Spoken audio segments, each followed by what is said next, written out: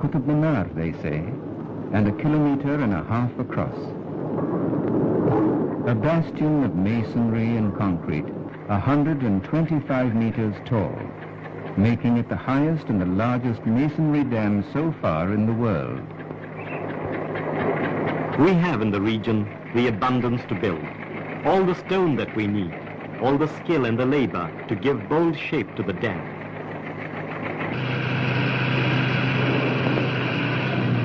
We hold back the Krishna to form a lake.